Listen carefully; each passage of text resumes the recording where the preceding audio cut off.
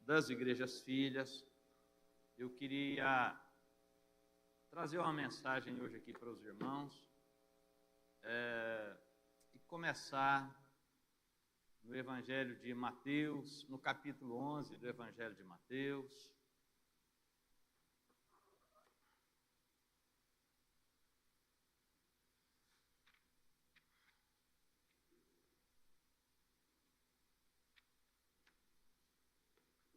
Mateus,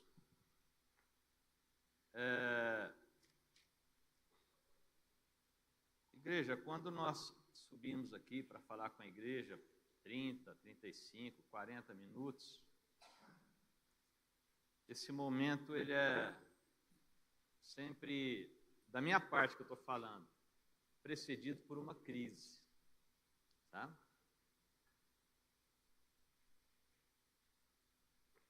No seguinte sentido: quando nós ministramos a palavra de Deus, é importante que aquilo que a gente esteja ministrando seja vivenciado pelo nosso próprio espírito. O que nós vamos presenciar nesses próximos minutos que nos restam não é necessariamente uma palestra motivacional, e nem somente o ensino. Porque a Bíblia diz que a partir de então, não nesse texto aí que eu estou iniciando, mas que Jesus a partir de então passou a ensinar e o que mais, irmãos? Pregar. Então, o ensino é uma coisa. O ensino ele tem a ver com a compreensão, com o entendimento, com o raciocínio. E na minha profissão, nós assistimos muitas palestras e aprendemos muito. Mas o fato é que nós nem sempre conseguimos colocar em prática aquilo que nós aprendemos numa palestra. A pregação, ela vai um pouquinho além, porque a pregação é uma troca de experiências. Ela é uma troca de emoção.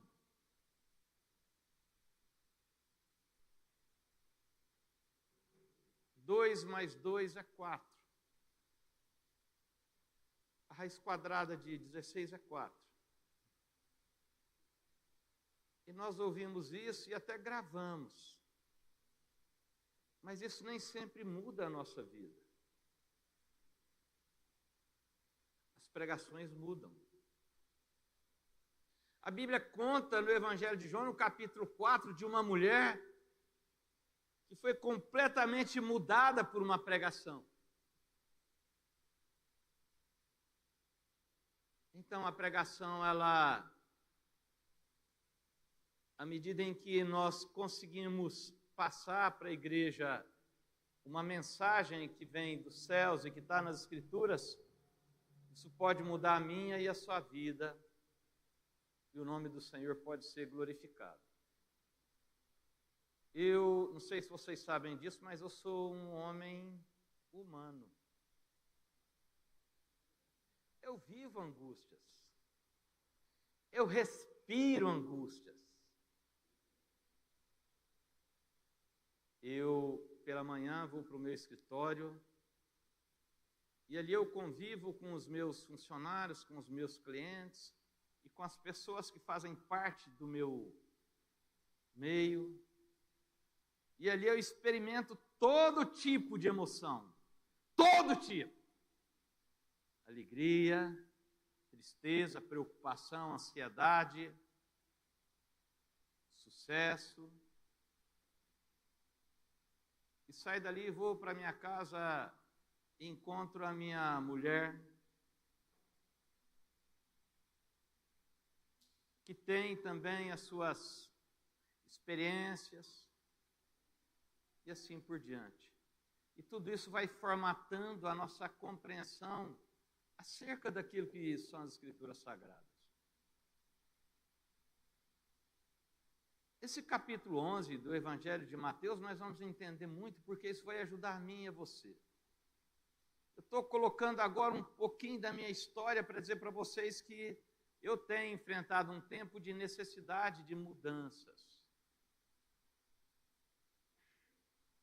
E eu creio que talvez você não saiba disso, mas você precisa começar a pensar sobre isso. Esse jovem que nós oramos por ele aqui é um craque de futebol, vai experimentar uma mudança física, emocional, espiritual, familiar. Ele vai, porque ele foi selecionado como um grande craque, e eu já dei para ele a dica, para a primeira vez que ele for cobrar o pênalti dele. Falar, olha, você vai chutar com força rasteiro no canto onde o goleiro não tiver. Irmãos, isso é uma chave para não errar pênalti. Mas mudanças.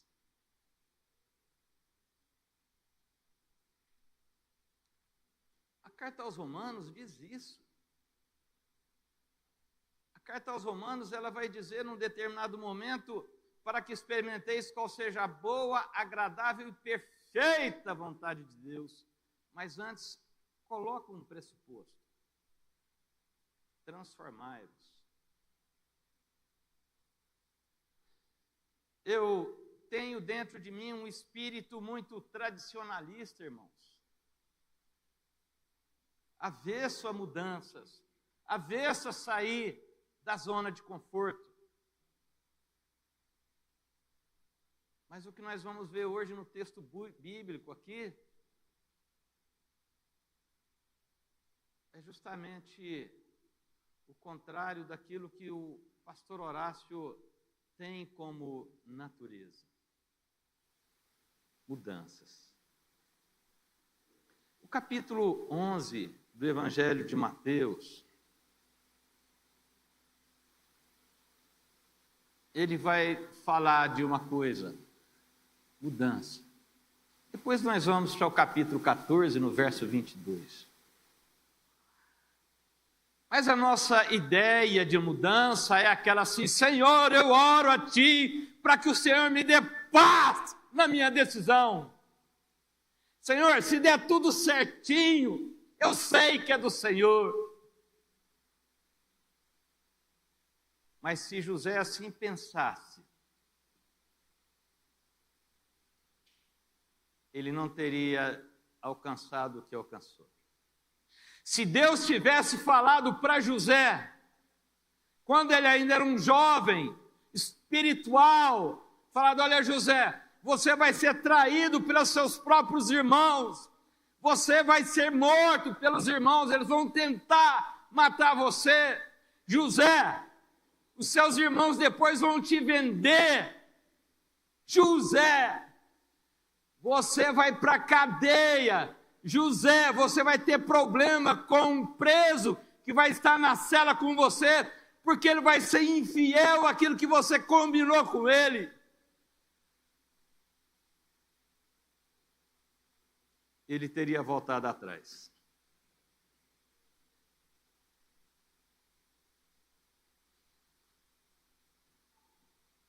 O que diz aí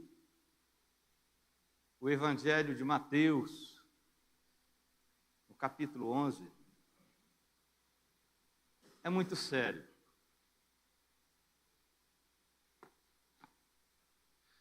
A partir do verso 1,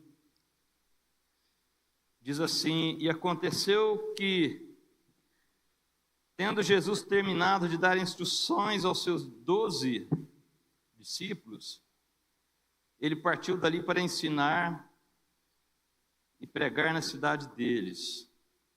Ora, quando João ouviu na prisão sobre as obras de Cristo, ele enviou 2 dos seus discípulos a dizer-lhe, és tu aquele que havia de vir, ou aguardamos outro? E Jesus respondendo, disse-lhes, ide e mostrai a João novamente as coisas que ouvis e vedes. os cegos recebem a sua visão, e os coxos andam, os leprosos são purificados, e os surdos ouvem, os mortos são ressuscitados, e aos pobres é pregado o Evangelho. E abençoado é aquele que não se ofender em mim. Muito bem.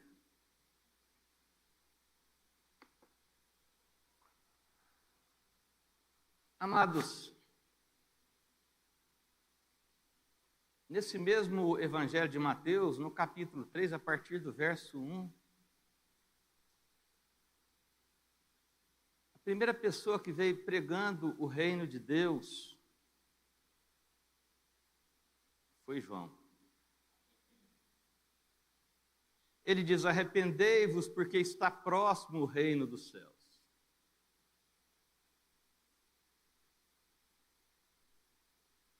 No capítulo 4, um capítulo depois, no verso 17, Jesus diz: arrependei-vos, ou metanoia, ou seja, muda de compreensão, porque é chegado a vós o reino dos céus. João Batista era um homem consagrado. João Batista não frequentava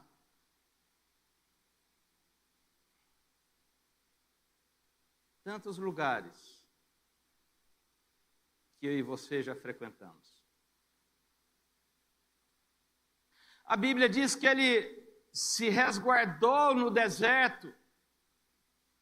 O tipo de vida dele, depois nós poderíamos entrar na história, nós não temos tempo para isso, era um tipo completamente consagrado. Na sua vida espiritual, na maneira dele comer, naquilo de que ele se alimentava, na vestimenta dele.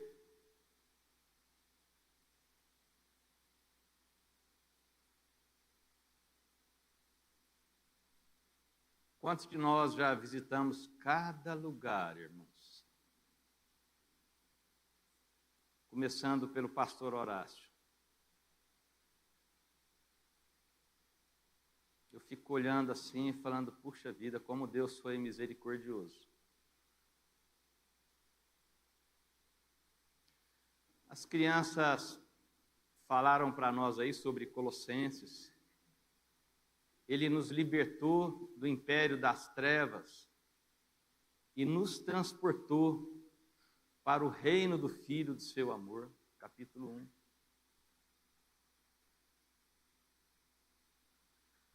João Batista era consagrado.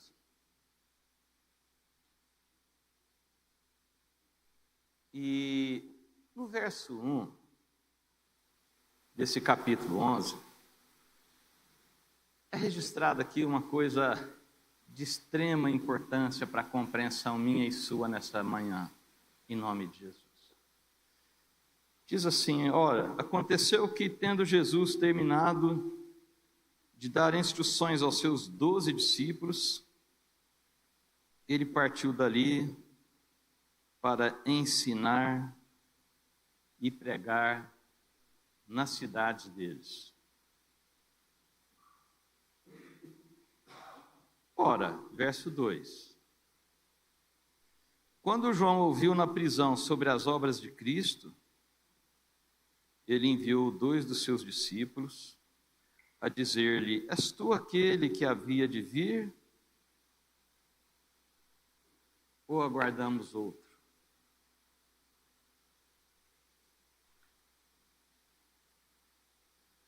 João, quando ele fala essas palavras, ele estava num lugar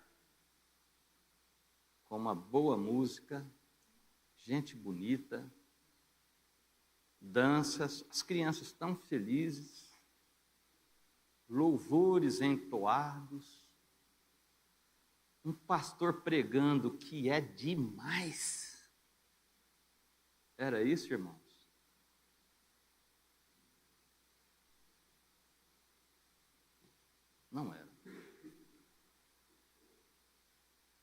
Não é o que o texto diz. O texto diz que João estava na prisão.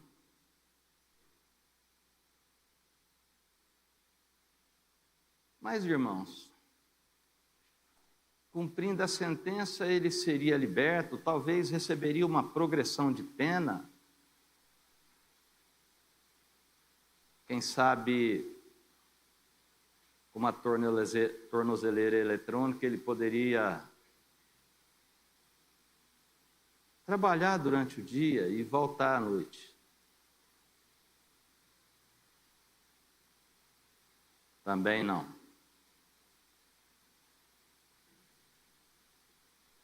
A sentença dele era ser servido numa bandeja. Eu estou dando uma risadinha igual uma personagem deu esses dias diante de um cadáver, né? Terrível isso, irmãos. Os irmãos entendem o que eu falei, não? Amém.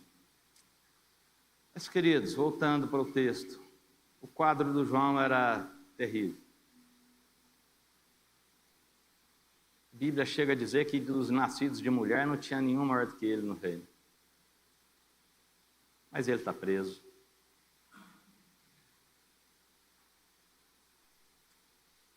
Ele não estava em prisão domiciliar.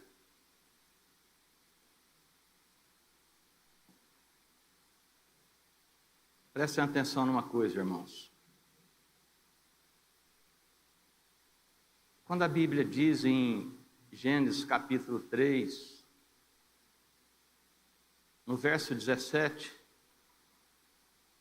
capítulo 3, não é, irmão? Capítulo 2,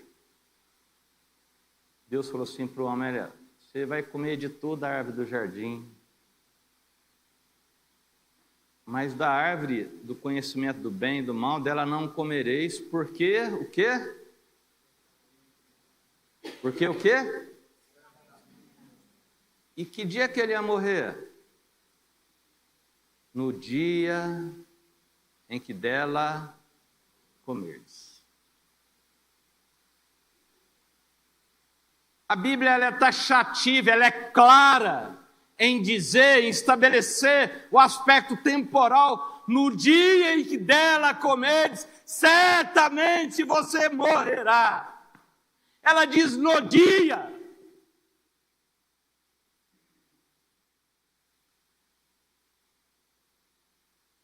Mas a Bíblia diz que Adão teve filhos depois disso.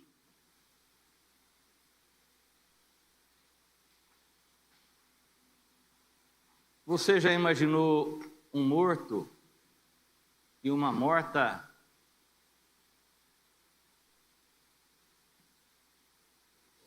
coabitando? Eu já vi falar de pessoas que violam túmulos, cometem esse crime.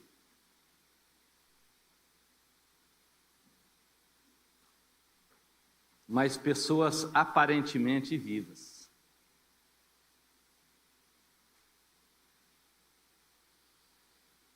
Queridos, de vez em quando eu paro e pergunto a Deus: eu estou vivo?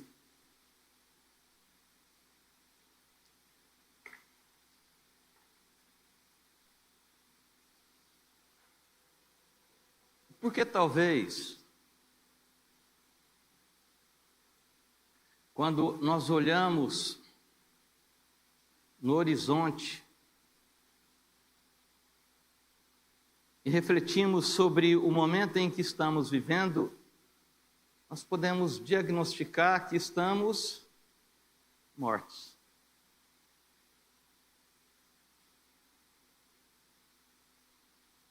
Na sala de aula, eu já ouvi essa frase: nossa, tem alguém aqui que está morto. Entende, irmãos? Às vezes nós estamos e não sabemos. João ele entra num processo de crise, porque afinal de contas ele era um homem consagrado. Ele renunciou a qualquer plano de vida secular para se consagrar ao ministério profético.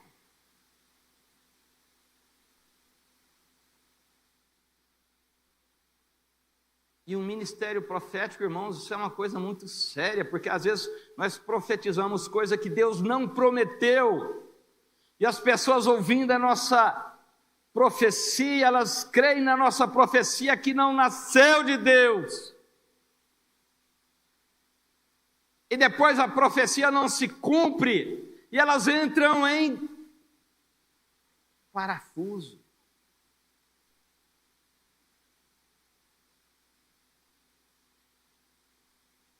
Mas Pedro vai falar sobre profecia, depois você pode ler na carta de Pedro, ele vai ensinar sobre isso. Nós não temos tempo para isso. Mas João tinha um dom profético. E esse dom não foi dado por ninguém senão por Deus.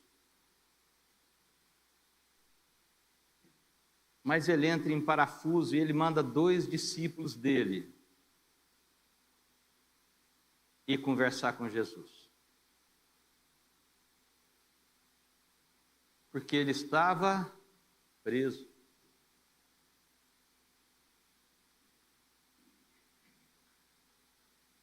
Ele precisava entender se Jesus era o Messias ou se ele haveria que esperar outro. Provavelmente, se fosse nos dias de hoje, eu poderia parafrasear Jesus e dizer: não, é esse mesmo, porque o outro não vai dar tempo, porque eles vão cortar a sua cabeça, você não vai ver ele. Mas não é isso, Jesus.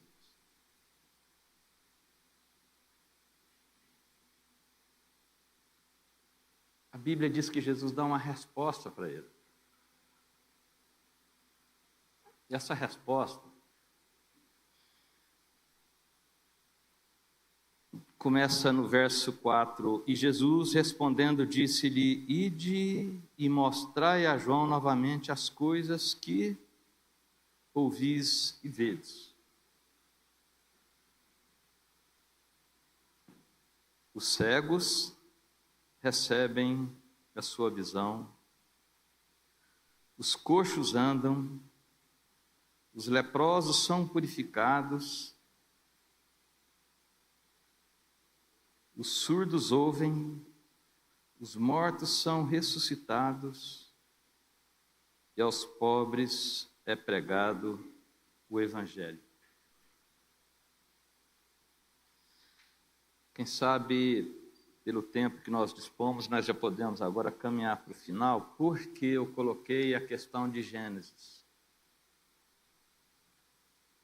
Porque há realidades em nós que nós não percebemos, porque a nossa perspectiva ela é uma perspectiva natural, física, biológica. Uma pergunta que eu e creio que os outros pastores também sempre ouvem as pessoas fazer para nós é: para onde vai essa quantidade de gente que está morrendo? Que lugar que fica isso aí depositado? E a minha resposta é sempre a mesma, é porque nós imaginamos segundo uma perspectiva física, uma perspectiva espacial, uma perspectiva matemática. Mas há coisas que elas estão no campo, no âmbito espiritual, e às vezes nós não percebemos. Quando o homem resolve transgredir, sair das 4 linhas, ele morre.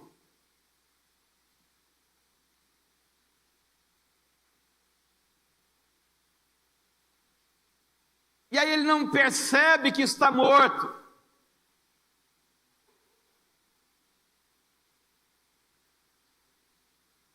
Há realidades em mim e em você que nós não precisamos necessariamente de uma cela cercada por um cerro, por uma grade, com grandes guardas, vigiando a mim e a você 24 horas. Muitas vezes essas prisões, elas estão dentro do meu e do seu coração.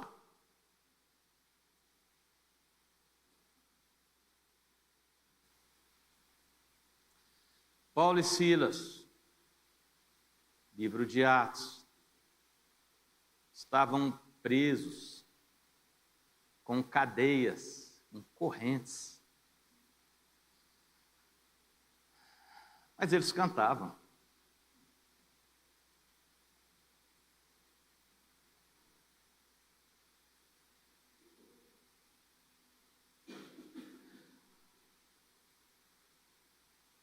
Mas os guardas e as pessoas que encaminharam aqueles homens para a cadeia estavam presos.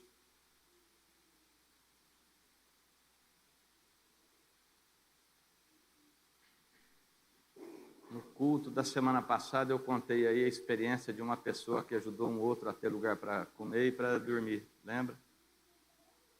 Às vezes, irmãos, a circunstância mais aparentemente contraditória pode ser o lugar onde nós, de fato, temos uma experiência forte com Deus.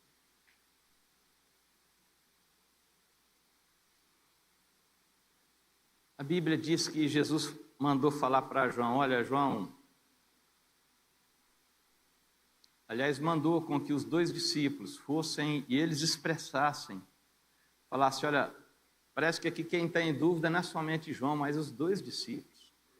Porque eles falaram: vai e diz a João o que ouvis e vedes.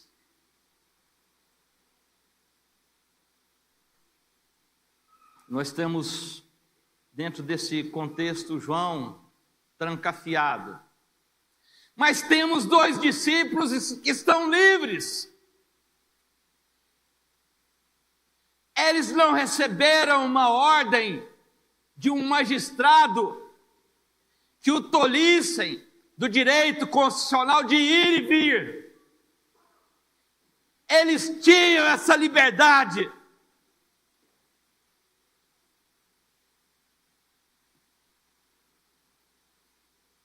E às vezes nós temos essa liberdade, mas estamos presos.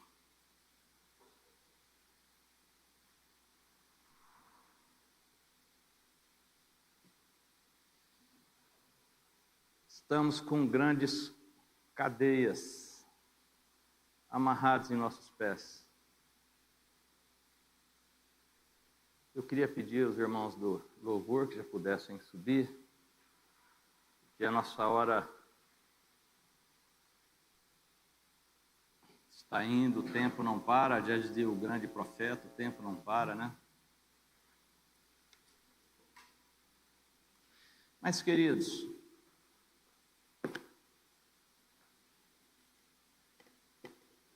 quando nós saímos daqui, nós podemos ir para onde a gente quiser.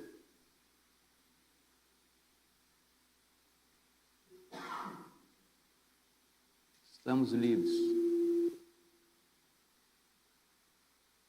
Mas a pergunta que eu faço para vocês: será que essa liberdade exterior, essa liberdade experimental, física, ela reflete aquilo que está dentro de mim e dentro de você?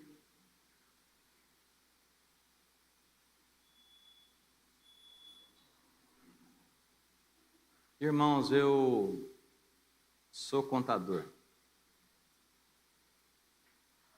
Mas durante muitos anos na minha vida eu era um contador também de piada. Irmãos, eu ria das minhas piadas. Os irmãos sabem que elas são bem sem graça, não é verdade? E quando eu ria das minhas piadas, era um grito, um choro. Dá para entender isso aí?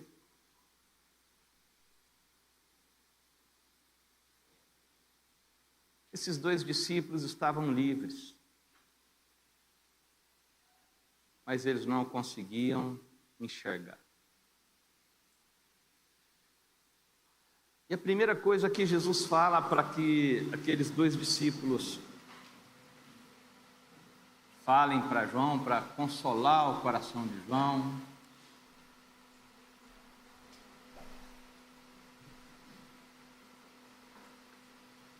é o seguinte: os cegos recebem a sua visão. Nós vamos nos ater a essa passagem aqui por conta do tempo. Mas nós precisamos enxergar um pouquinho além daquilo que nós estamos vendo.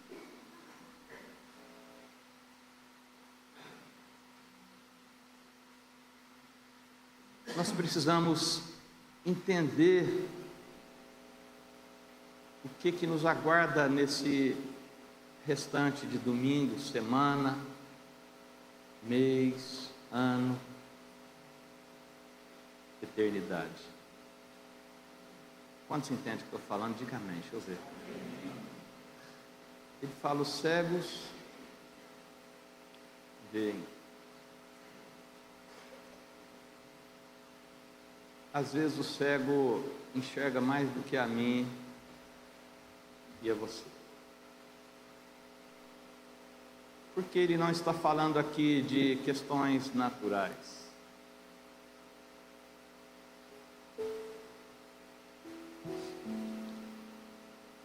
A Bíblia vai dizer de uma grande chave para tudo isso aí, que nós podemos concluir essa passagem nossa, esse momento tão curto que nós tivemos aqui, ministrando essa palavra, caminhando um pouco mais além, indo até o capítulo 14 desse mesmo livro, a partir do verso 22. Lá vai narrar um momento em que Jesus acabara de realizar um grande milagre. Ele alimentou mais de 5.000 pessoas. Mas num determinado momento,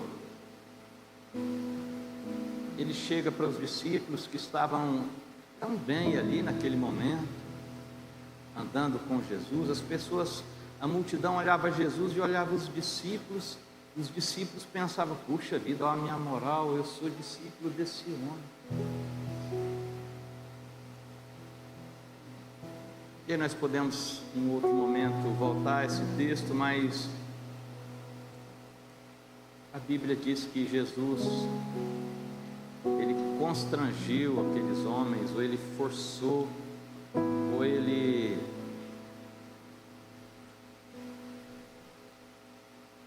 praticamente obrigou aqueles homens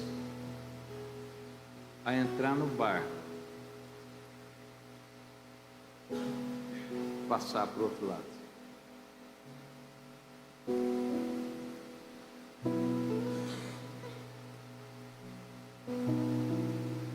Irmãos, essa noite eu acordei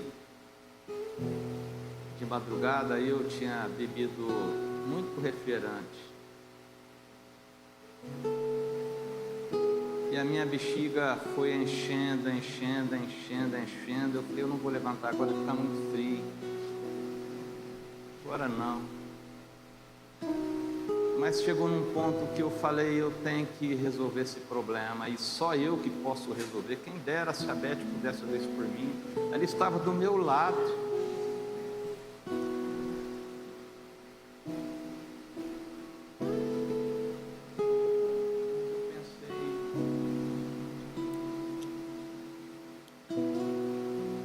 Eu vou ter que caminhar por esse quarto escuro,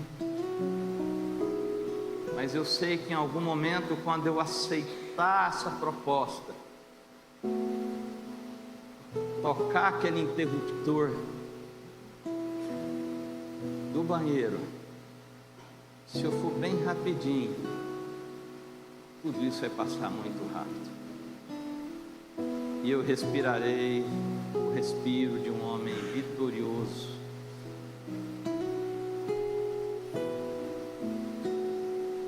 Sabe, irmãos, parar não é a solução.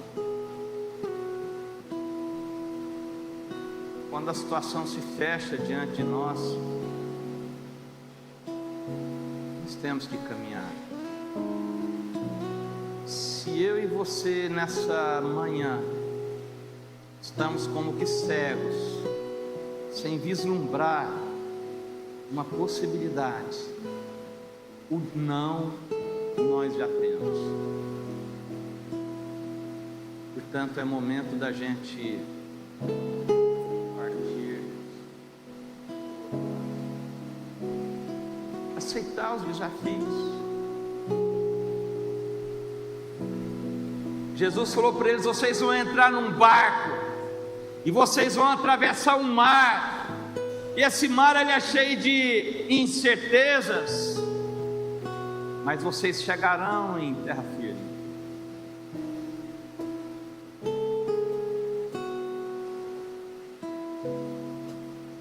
Eu converso muito com as minhas filhas, irmãos. Sempre conversei. Sobretudo depois que me converti. Basicamente depois que converti. Antes não. Mas eu me lembro quando eu me converti, que nós saímos dessa igreja aqui, e eu moro lá no Sibipiruna, irmãos. Moro do outro lado da cidade. E daqui até lá eu ia conversando com elas. E não era aquela conversa tipo: oh, minhas filhas. A gente ia brincando, rindo e aprendendo com a vida, e aprendendo até com o bom humor. E eu continuo do mesmo jeito, não mudei nada, nem minhas filhas. A Aninha conversa muito comigo. A Vanessa não somente conversa, mas trabalha comigo.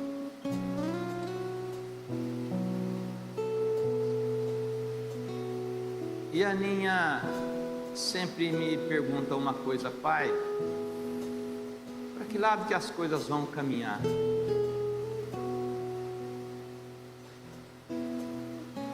E é curioso, né? Vocês sabem para que lado nós estamos caminhando como nação? Entendem?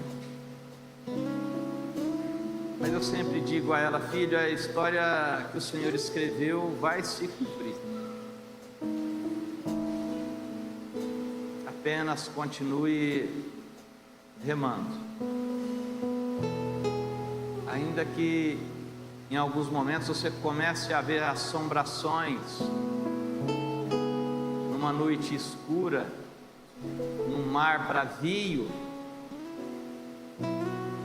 essas assombrações elas podem ser o próprio Senhor que vem caminhando sobre as águas. Vocês já devem entender o que eu estou falando, já.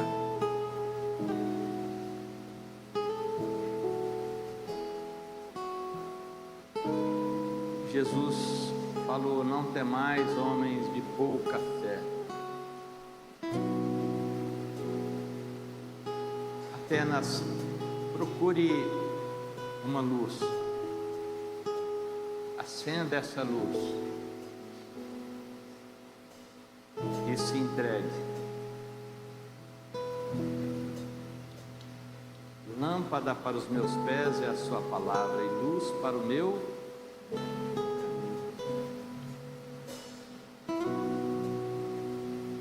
Você pode ficar de pé nesse momento.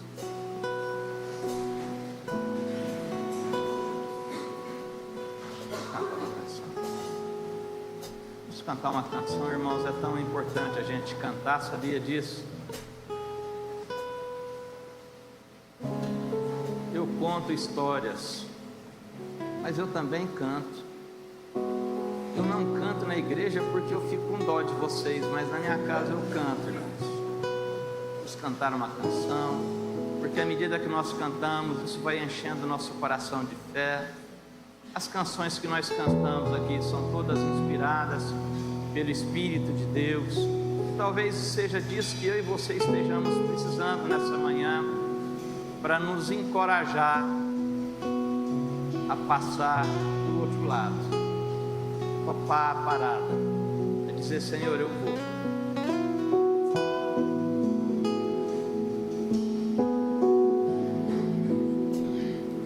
Onde o Espírito de Deus está, eu sou livre.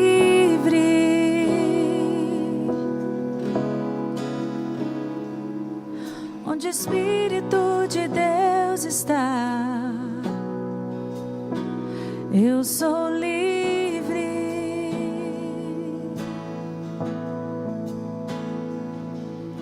Você que tem fome,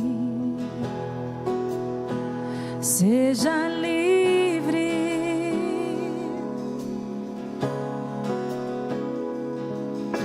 Você que está cansado,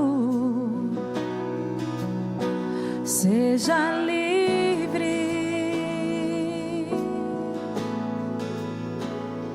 Liberdade está neste lugar,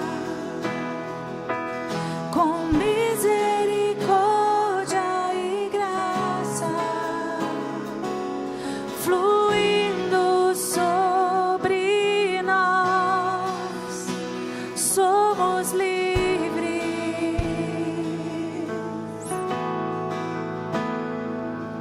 Jesus reina neste lugar,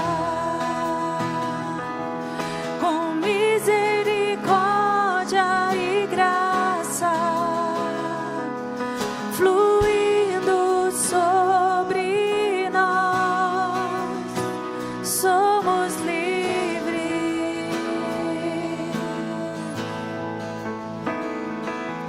Onde o Espírito de Deus está, eu sou livre.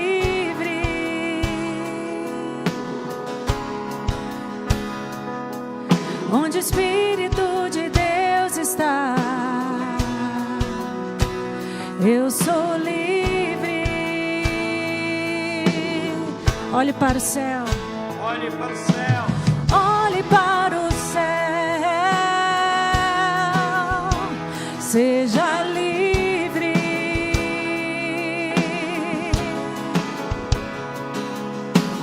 Olhe para o céu.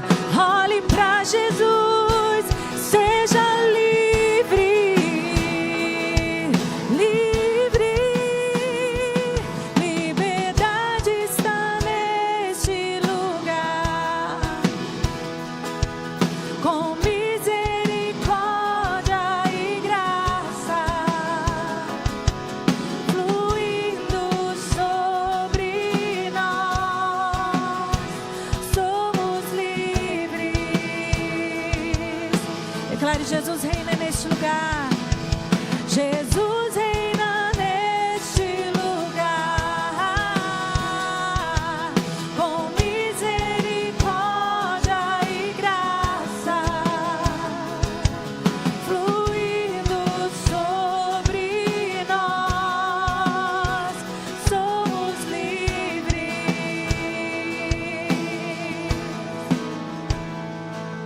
Talvez você está aqui nesse lugar, e assim como muitos de nós têm se sentido aprisionados por uma emoção, uma situação, um medo, uma angústia, você percebeu que o propósito do Senhor é libertar a mim e a você mediante uma mudança de perspectiva.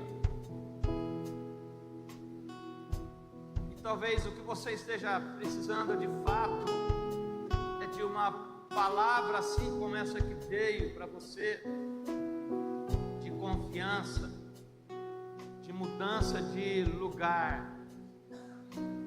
Assim como Deus falou para Abraão: sai da sua terra, da sua parentela, da casa do seu pai, vai para a terra que eu te mostrarei, de te fartei uma grande nação, abençoarei os que te abençoarem e amaldiçoarei os que te amaldiçoarem.